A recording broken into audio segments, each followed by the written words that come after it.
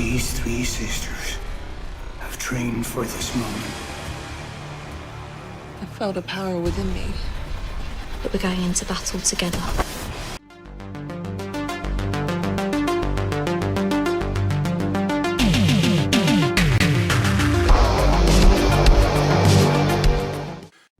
Hi, this is the Professional Amateur Hour coming to you with another review.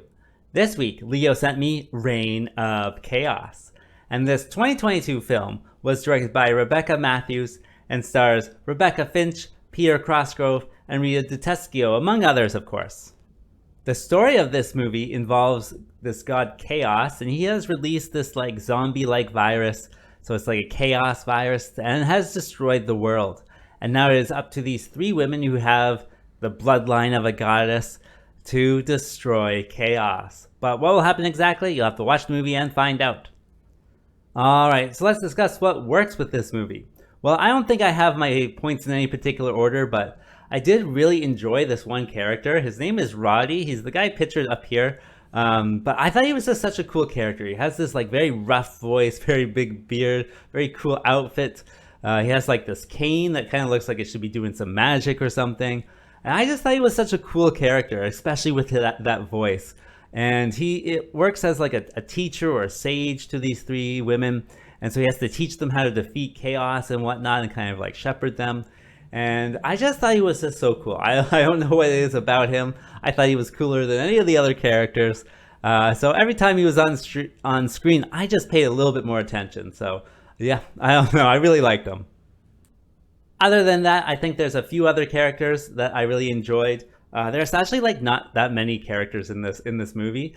They run into like this like man and woman couple out in the city, and I thought they were pretty cool. Definitely a cute couple. And like the guy has this high voice, and he's just so friendly, very likable as well. And so there's definitely a few other characters that you can really get attached to.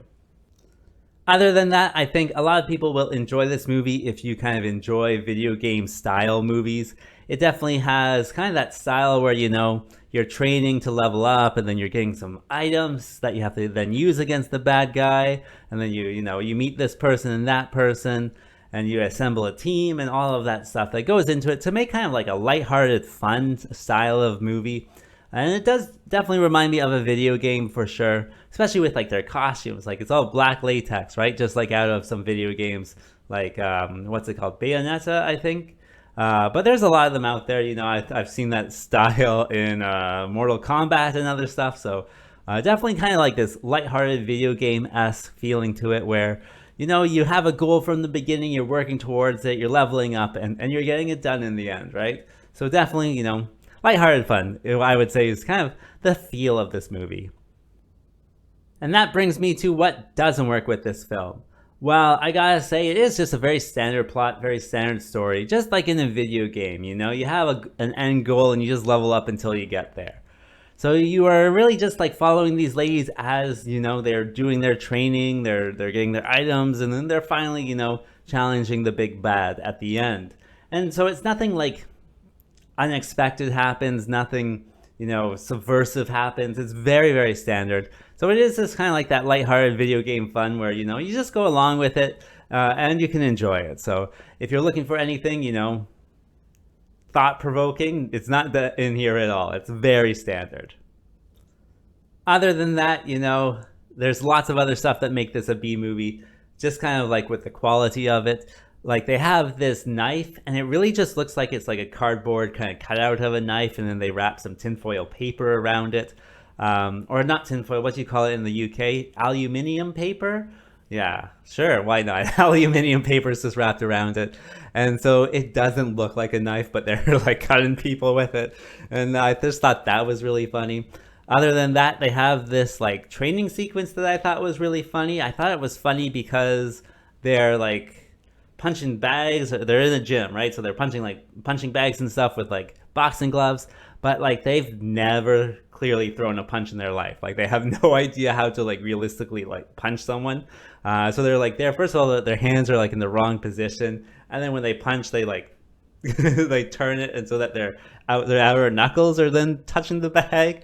And I'm just like, that's not really how you throw a punch. Like I understand there's probably lots of people out there who've never had to punch someone, or like had any training in you know, fighting or whatnot, but it just seemed like something that really did stand out as something that, like, they have stunt guys on the set clearly later on, but like you could tell the director, like, hey, like they should like punch the bags a little bit differently to make it, you know, seem like they could actually throw a punch in the end of the movie. So yeah, and then when they are punching the stunt guys, like it's much better. Like they're clearly, you know, punching with the right parts of their fists. But it's just one of those things that like didn't give me a lot of confidence in their ability to fight, I'll say that. So definitely lots of other things that go into this to make this a B movie. Of course, there's, you know, other questions on why the lights on in the apocalypse, who's running the electricity, you know, but yeah, just definitely lots of stuff that go into it. But as long as you're willing to, you know, have that lighthearted fun, yeah, you can watch this movie. So who would I recommend this movie for? Well, I think if you're looking for some lighthearted fun, yeah, sure, turn this one on and then turn your brain off and just go with the flow. Other than that, maybe if you're doing some like chores around the house, you know, you turn this one on, start folding laundry, clean up a little bit, tidy up a little bit, and so that you can have a situation where you're kind of just half watching it, because it is a very standard story. You can just kind of pick it up at any time, you know, and just keep going with it. So if that sounds like what you're doing on whatever afternoon it is, you can definitely turn this one on. As for a rating, I gotta give it the okay score of 4. And having said that, I think that's all I wanted to say. So like and subscribe, and I'll see you next time.